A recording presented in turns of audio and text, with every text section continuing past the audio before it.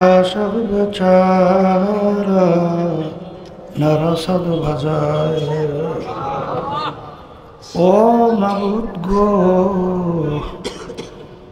এক ফোঁটা পানি দিয়েই দুনিয়াদমকে বানায়া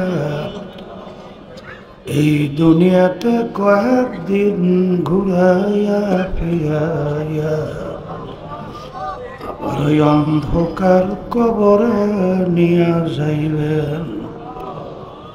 এই দুনিয়াতে আর কাহাকেও থাকতে দিবেন না। ভাই বলি বন্ধুরে বলি কেউ তো আপন না। ভাবিয়া চিন্তা করিয়া দেখিলাম মাওলা,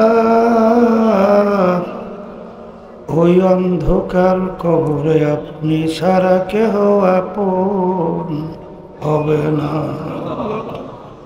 ربنا آتنا في الدنيا حسنة وفي الآخرة حسنة وقنا عذاب النار رب ارحمهما كما ربياني صغيرا سبحان ربك رب العزة عما يصفون وسلام على المرسلين والحمد لله رب العالمين.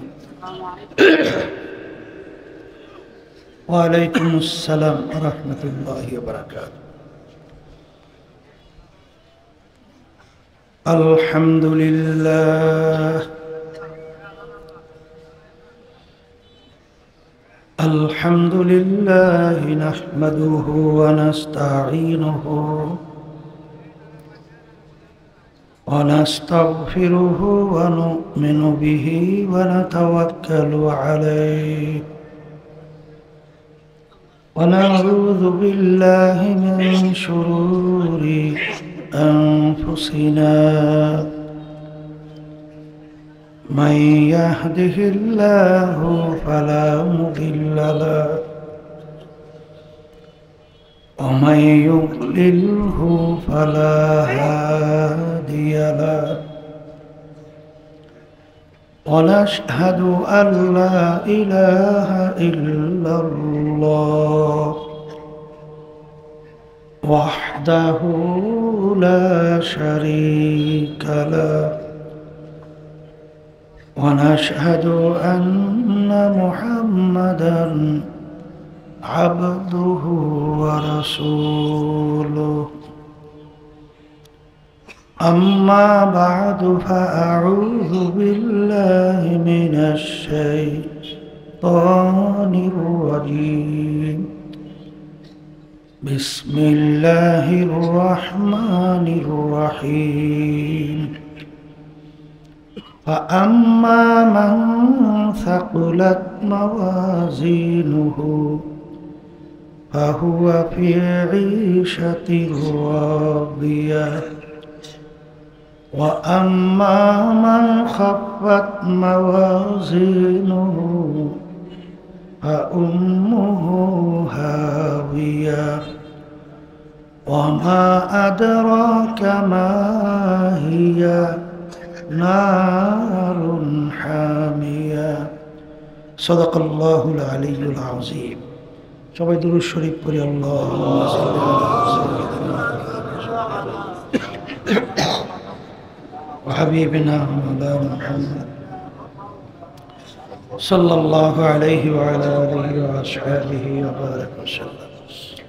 আল্লাহুম্মা সাল্লি আলা সাইয়্যিদিনা ওয়া নাবিয়িনা শাফি'িনা وحبيبنا ومولانا محمد صلى الله عليه وعلى آله وأصحابه وبارك وسلم.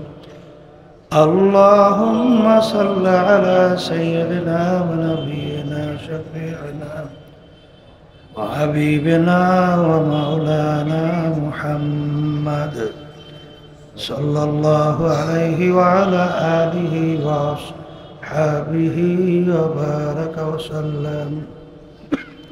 শুকরিয়া আদায় করতেছি মহান রব্বুল আলামিনের দরবারে। রব্বুল আলামিন ফিতনা ফাসাদের যুগে দুনিয়ার সমস্ত কাজ থেকে বিরত রেখে উলামায়ে কেরামদের মজলিস, জাকিরিন, শাকিরিন, সাদিকিন, অনেক আল্লাহর খাস বান্দারা এই মজলিসের মধ্যে আছে, যাদের সঙ্গে আমাদের জীবনের একটা সময় আল্লাহ রাব্বুল আলামিন কাটাবার সুযোগ করে দিয়েছেন। শুকরিয়া তার সবাই বলি আলহামদুলিল্লাহ। অনেক লোকের কানে মাহফিলের দাওয়াত পৌঁছার পরেও অনেকের সুযোগ থাকা সত্ত্বেও মাহফিলে আসে নাই। আবার তালাশ করলে দেখবেন বহু দূর থেকে কষ্ট স্বীকার করে আমার অনেক ভাইরা এই মাহফিলে পাগলের মতো সইটা চলে আসছে। মান জাদ্দা ওয়াজাদা, যে যেই জিনিস পাওয়ার জন্য চেষ্টা করে ওই জিনিসে পাইয়াও যায়। দাদাজান আব্বাজান চরমনের জমিনে ঘুমাই আছে। আমার আব্বাজান বলতেন, দিনী মাহফিলে প্রথম থেকে শেষ পর্যন্ত থাইকা বাড়ি বিদায় হয়ে চলে গেলে নিয়াজ যদি সহি থাকে, আল্লাহ রাব্বুল আলামিন কম পক্ষে 50 লক্ষ নেকি এর কম জমা হতেই পারে না। নিয়াজ যাদের সহি, আল্লাহকে রাজি খুশির উদ্দেশ্যে যারা আসছে, রব্বুল আলামিন লক্ষ লক্ষ নেকি আমলনামায় দান করবে। এত নেকি পাওয়া যাবে জানার পরেও আশেপাশে রাস্তাঘাটে, দোকানে, বাজারে, ঘরে অনেক আমার ভাইরা দুনিয়ার বিভিন্ন গল্প, বিভিন্ন কেনাকাটা বেচায়, বিভিন্ন হারাম কাজের ভিতরে লিপ্ত। সুযোগ থাকা সত্ত্বেও মাহফিলে না আসার কারণ হিসাবে আমার আব্বাজান রহমাতুল্লাহি আলাই বলতেন, বুঝের অভাব। একটা নেকির কি প্রয়োজন এই বুঝ যার আসছে, সে নেকি সংগ্রহের ব্যাপারে আলিশামি করবে না। আর যাদের বুঝে আসে নাই, পাও ধৈর্যও কিন্তু নেকির কাজ করানো যাবে না। একটা নেকির মূল্য সম্পর্কে আল্লাহ রাসূল সাল্লাল্লাহু আলাইহি ওয়াসাল্লাম অহুদ পাহাড়কে ইঙ্গিত করে বলছিলেন, পুরা পাহাড়টা যদি স্বর্ণের হয়ে যায়, এর যত মূল্য হবে তুলনা ছাড়া একটা নেকির মূল্য অনেক বেশি। একটা নেকির কি প্রয়োজন? আল্লাহ রাব্বুল আলামিন কুরআনুল কারীমের ভিতরে বলছেন, ফামান ইয়া'মাল মিসকালা যাররাতিন খায়রান ইয়ারাহ ওয়া মান ইয়া'মাল মিসকালা যাররাতিন শাররান ইয়ারাহ। আল্লাহ রাব্বুল আলামিন বলছেন, যাররা পরিমাণ তোমার যদি নেকি থাকে তার ফল তুমি ভোগ করতে পারবে, আর যাররা পরিমাণ যদি গুনাহও থাকে তার ফলও তোমার ভোগ করতে হবে। কথাটা আমি বলছি, কোন পীর, মুফতি, মুহাদ্দিস কে বলছেন? যাররা কাকে বলে? একটা কাপড় ধুইয়া নিগড়াইয়া রোদের ভিতরে ঝাড়া দিলে লক্ষ লক্ষ রেণু রেণু দেখা যায়। ওই এক একটা রেণুকে বলা হয় যাররা। এই পরিমাণ গুনাহ থাকলেও শাস্তি ভোগ করতে হবে, এই পরিমাণ নেক থাকলেও তার যাযাব ফল পাওয়া যাবে। আমি বলছি না, আল্লাহ বলছে। এখন আমার ভাইদেরকে বলি, পর্দা আলে মা বোনরা যারা শুনছেন, নেকি সংগ্রহের জায়গা কোথায়? দুনিয়াতে না অন্য কোথায়? এই আখেরাতে, কিয়ামতের ময়দান। নেকি সংগ্রহের কোনো সুযোগ আছে? হবে? হবে? বলে কেন হবে না? কিয়ামতের ময়দানটা এত কঠিন হবে, এত ভয়াবহ হবে। আল্লাহ রাব্বুল আলামিন কিয়ামতের ময়দানের অবস্থা বুঝাতে যাইয়া কুরআনুল কারীমের ভিতরে আল্লাহ বলছেন, ইয়াউমা ইয়াফিরুল মারউ মিন আখিহি ওয়া উম্মিহি ওয়া আবিহি ওয়া সাহিবাতিহি ওয়া বানিহি লিকুল্লি ইমরিইম মিনহুম ইয়াউমা ইযিন শা'নু ইউগনি। আল্লাহ রাব্বুল আলামিন বলেন, মা পর্যন্ত ওই ভয়াবহতার কারণে সন্তানকে পরিচয় না দিয়া সন্তান থেকে মা ভাইগে যাবে। মা সন্তান থেকে কি করবে? কে বলছে? বলেন আল্লাহ। কে বলছে? মা যদি সন্তান থেকে ভাগে, মায়ের চেয়ে আর আপন কে আছে দ্বিতীয়? আছে? আর থাকতে পারে?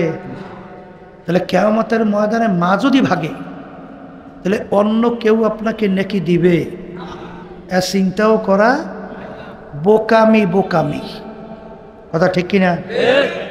নেকি সংগ্রহের জায়গা কোথায়? আবার মুখ খুলে বলেন দুনিয়াতে। কোথায়? এখন যারা মাহফিলে আসছেন, নিয়াজ যাদের সহি, আল্লাহ যদি কবুল করে লক্ষ লক্ষ নেকি আমল নামায় আল্লাহ দান করবে। তা যারা মাহফিলে আসছি, জি সিনে ঠকছি, আর একটু আসতে বলেন। বুঝছেন? তা আপনার আমি তো বলি জিতছি, আর যারা আসে নাই ঠকছে। কথা ঠিক কিনা? এখন আপনার আমি তো বললাম যে জিতছি আর ঠকছে, কিন্তু এক শ্রেণীর মুসলমানের ঘরে জন্মগ্রহণ করার পরে মুসলমান সন্তান আমাদের এই কথাগুলো শুই না মিসকি মিসকি হাসে, টিটকারি মারে, আবার হাসতে হাসতে একজন আর একজনের গায়ে ডইলে ডইলে টিটকারি মারতে মারতে ডইলে ডইলে পড়ে। আছে না নাই? হ্যাঁ, এই মুসলমান সন্তান হইয়াও ভাবধারা, কালচার, আচার আচরণ নাস্তিকদের। আছে না নাই? আমি আমার ভাইদেরকে বলি, শোনেন, এরা কিন্তু আমাদেরকে নিয়ে হাসাহাসি করে, আবার বিভিন্ন ধরনের প্রশ্ন ভিতরেও তৈরি করে, আবার আরেকজনকে অনেক সময় ভয়তে বলতে পারে না, কিন্তু বলার চেষ্টাও করে। কথা বুঝছেন? এরা মনে মনে বলে হুজুর গো কথা অযৌক্তিক, নাউজুবিল্লাহ। বলে তা কেমন? বলে ওলামায়ে কেরাম বয়ান করে, এ আল্লাহর বান্দারা, এ পর্দার আলে মা বোনেরা, আল্লাহ রাব্বুল আলামিন যাকে ছোট একটা বেহেশত দান করবে এই 10টা দুনিয়ার সমান। কয়জনকে? একজনকে। তাও আবার বেহেশত ছোট। কয় দুনিয়ার সমান? 10 দুনিয়ার সমান। এখন ওরা মনে মনে বলে যে হুজুরকে অযৌক্তিক কথা, একজনকে দেবে 10টা দুনিয়ার সমান বেহেশত। বড় বেহেশত কত বড়? তাও নাকি ছোট। একজন দুইজন লোক বেহেশতে যাবে না কোটি কোটি? তাহলে শত কোটি মানুষ যদি বেহেশতে যায়, ছোট বেহেশত যদি হয় 10 দুনিয়ার সমান, বড় বেহেশতের পরিমাণ কোনো সীমা নাই। এত জায়গা মাওলায় পাই কই? নাউজুবিল্লাহ বলেন। এই কপাল পোড়াদের বিভিন্ন শয়তানের প্রশ্ন উঠায় না? উঠায়। শোনেন আল্লাহর বান্দারা, বর্তমানে এই আধুনিক যুগে, বৈজ্ঞানিকের আবিষ্কারের যুগে, আল্লাহর রহমতে আমার মালিকের জাগার অভাব নাই। জাগার সন্ধান পাওয়া গেছে। বলে তা কেমন? শোনেন, এই আমরা যে বলি বৈজ্ঞানিকদের কথা অনুযায়ী, আমরা যে সূর্যটা দেখতেছি, এই সূর্যটা নাকি দুনিয়ার থেকে 13 লক্ষ গুণ বড়। কত লক্ষ?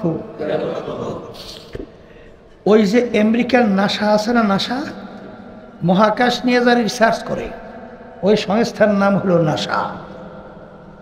ওই নাসার বৈজ্ঞানিকরা মহাকাশ নিয়ে কিছুদিন আগে রিসার্চ করতে যাইয়া মহাকাশের ভিতরে একটা গর্তের সন্ধান পাইছে।